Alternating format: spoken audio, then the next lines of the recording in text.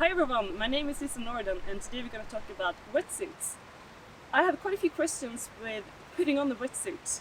For me it's something I do pretty much every single week. During race season it's like every single day it feels like. But for a lot of people who are not used to swimming wetsuits, it's a whole new thing. And it's actually quite important for racing and for training that you put it on in the right way.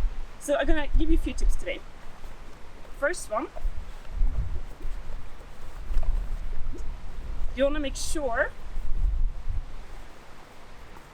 you can get to the legs quite easily. So normally fold away the upper body of the wetsuit. Second tip, keep your socks on because it's going to make the feet to slide through the material a little bit easier.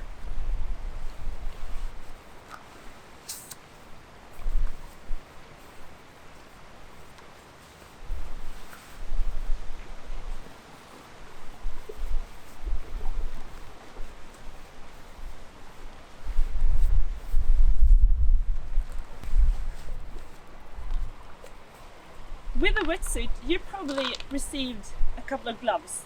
They're really good to use.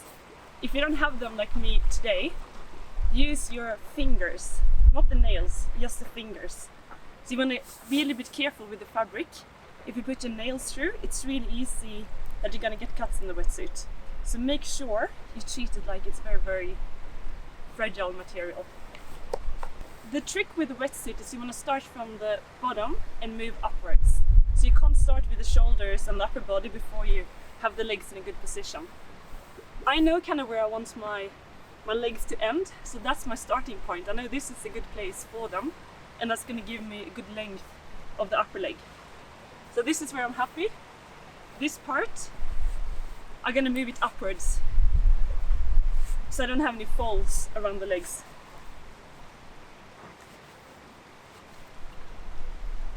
This leg, my right one, it's too low. So this one I'm not going to use my nails, use my fingers. That's pretty good. And keep moving the material upwards.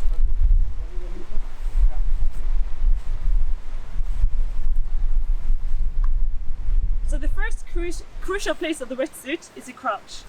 If it's too low, it's going to be really awkward to swim because everything is going to drag you down and it's going to be stretched in the upper body. So I'm happy with this and I'm going to continue with the arms. Normally it slides on quite easily, again with your fingertips, and move away the folds. Slide it through.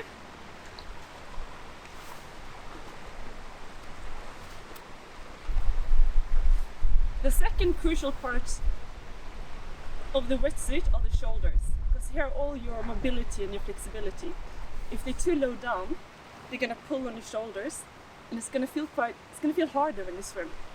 So make sure you have enough material around your shoulders, so they're not pulled too tight on the shoulders.